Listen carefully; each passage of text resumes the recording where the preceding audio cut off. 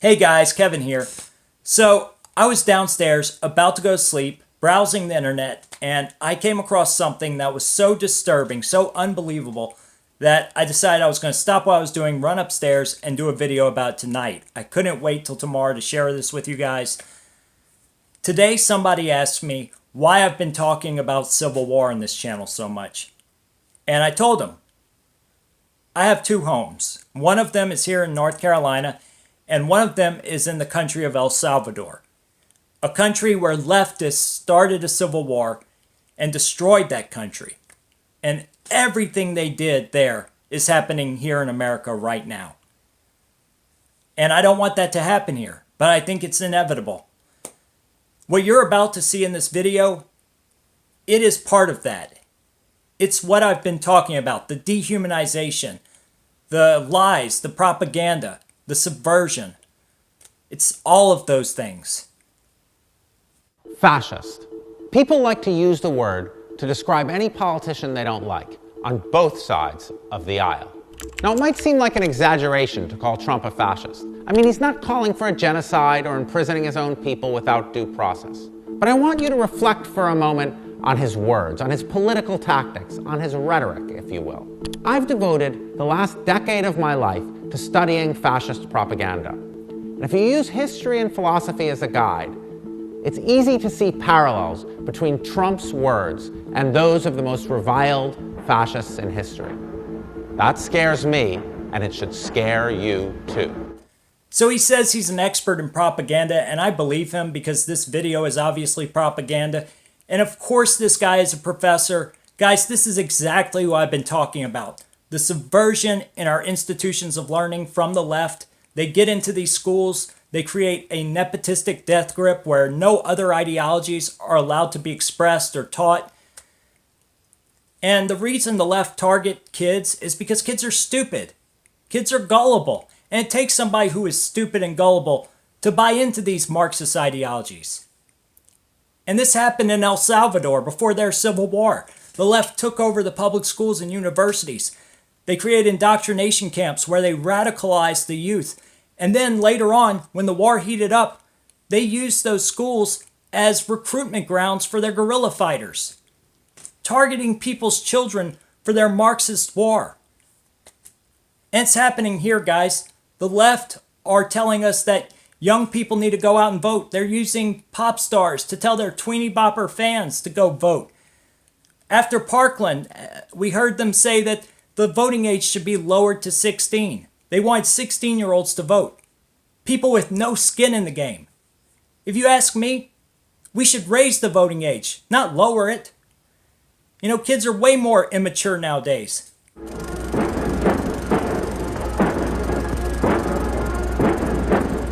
We flirted with fascism before. They wore Hitler's uniforms, but they wrapped themselves in the American flag. But how are we seeing these images echoed in 21st century America? Well, the formula for fascism is surprisingly simple, and it gets repeated a lot. Italy and Germany, of course, but fascist movements are on the rise today in India, Myanmar, Hungary, Turkey, and right here in the United States. All right, guys, really quickly, I just want to read the definition of fascism because this supposed expert on fascism is using the term incorrectly. Fascism, a political philosophy or movement that exalts nation and often race above the individual, and that stands for centralized autocratic government headed by a dictatorial leader with severe economic and social regimentation and forcible suppression of opposition.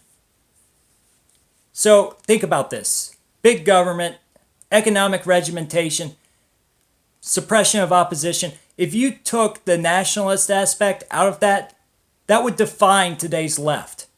Not Trump, not Trump supporters, not people who want less government, people on the right, people who want free markets. But here's the thing. The left have such a villainous history with communism and socialism, people like Mao and Stalin, that they need a Hitler. They need all of their enemies to be fascist because that throws the scent off of them. No matter where they come from, fascist politicians everywhere are cut from the same cloth. Fascism first takes root when politicians conjure up a faith in a mythic past, a past supposedly destroyed by liberals, feminists, and immigrants. For Mussolini, it was the Roman Empire. For Erdogan in Turkey, it's the Ottomans. Hungary's Viktor Orban rewrote the constitution with the goal of making Hungary great again. A line that sounded great to someone. Did you ever hear this before? Make America great again. So let me debunk his lie about a mythical past, because there's nothing mythical about the Roman Empire being great. The Roman Empire was amazing. So was the Ottoman Empire. So was early America. Americans put a man on the moon, for God's sakes. The Romans built the aqueducts. They traveled the world. They built the Colosseum that still stands today. The Ottomans built great schools, great works of art, libraries. And yes, these places were destroyed by migrants, by liberals, who said let them in. And then what happened? The Dark Ages. And that's where we're headed again now. History repeats itself. And right now, Western civilization is under attack. The left are attacking the cornerstone of Western civilization. Free exchange of ideas, free markets, classical liberalism. It's happening in Europe. We're also seeing the migrants destroying Europe. And it's happening here in the United States. If the left had their way here, they'd destroy the Washington Monument. They'd destroy the White House. They'd destroy Mount Rushmore. Bring us back into the Dark Ages. Censor any kind of enlightenment. Fascists create an overwhelming sense of nostalgia for a past that is racially pure, traditional, and patriarchal. From Mussolini to Hitler to Erdogan, fascist leaders position themselves as father figures and strong men. I want to thank you for getting this country moving. I can't thank you enough for the privilege that you've given me. Greatest privilege of my life. So here's some classic left-wing propaganda. They took this video clip completely out of context and then tried to frame it as self-congratulations on Trump's behalf.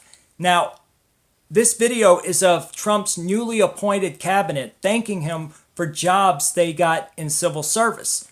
These are people who left million-dollar-a-year jobs in the private sector to come work for the government, to help make things better. These people are not fascists, they're heroes.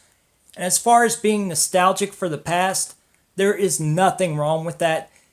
If the past was better, you should be proud of that and hope we return to those things that made the past better. As long as he, and yes, it's always a he, remains in power, everything is possible. Without him, the whole system collapses. I'll tell you what, if I ever got impeached, I think the market would crash. I think everybody would be very poor. So again, the truth is not fascism. It's just the truth. And Donald Trump is telling the truth. When he was elected, consumer confidence skyrocketed. And if he were to be impeached, the market would react poorly because the markets react poorly to instability. They also favor somebody who is pro-free market. That's why we've seen such strong GDP growth. Once you've got your mythic past, you need the next ingredient, division. Whether it's between Germans and Jews, Hindus and Muslims, citizens and foreigners, whites and blacks, fascists succeed by turning groups against each other. Okay, so this is that left-wing projection you're always hearing about, where the left accuse their political opponents of their own faults and bad behavior. The left are the ones who sow division. In fact, left-wing ideologies are based in conflict theory. I talk about this all the time. They have to have conflict between the classes or between different cultures and racial groups. That's why you see the left trying to put the rich against the poor. That's why you see the left trying to divide everybody into victim groups. The Nazis said Jews had no value because they supposedly did no mental or physical work. In Myanmar, the Rohingya have been denounced as rapists and criminals, a line which will sound familiar to many Mexicans. They're bringing drugs, they're bringing crime, they're rapists, and some, I assume, are good people. Oh my God, the propaganda in this video is just unbelievable.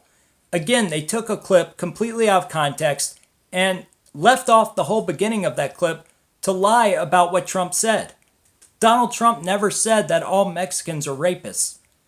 That was Alec Baldwin playing Trump on Saturday Night Live, and then the media built a false narrative around that skit.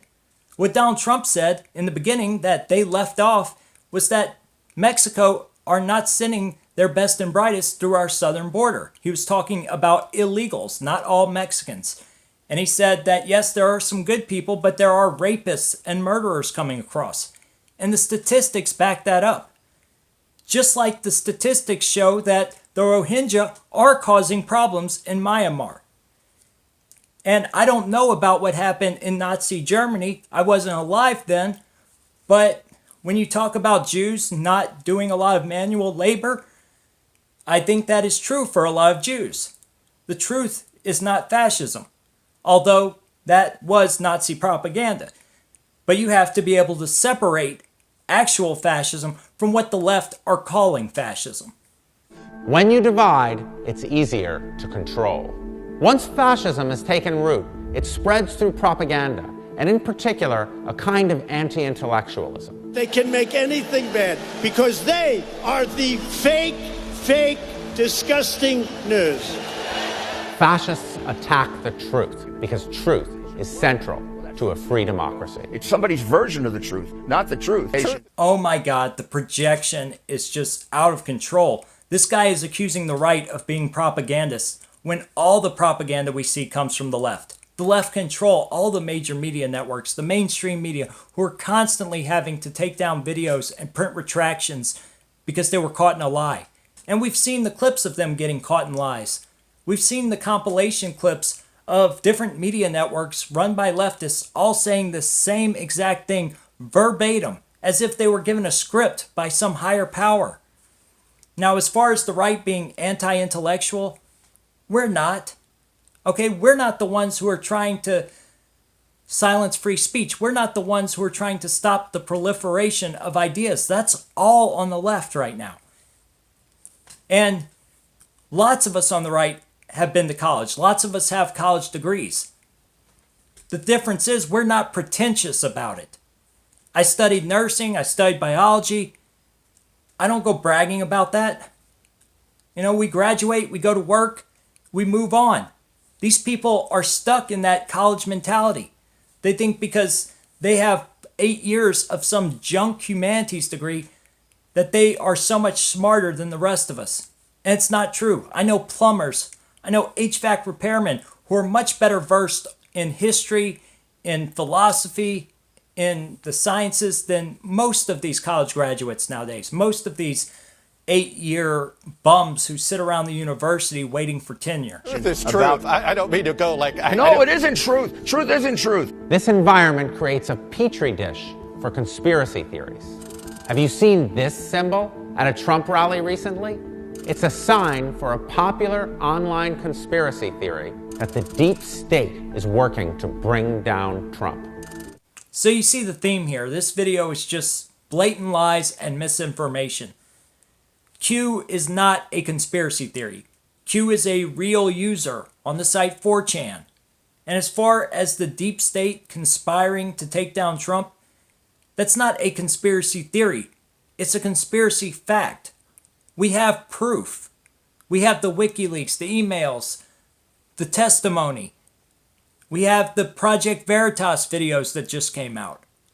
All of this proves that there are people in these different bureaucracies trying to take down Trump and his administration.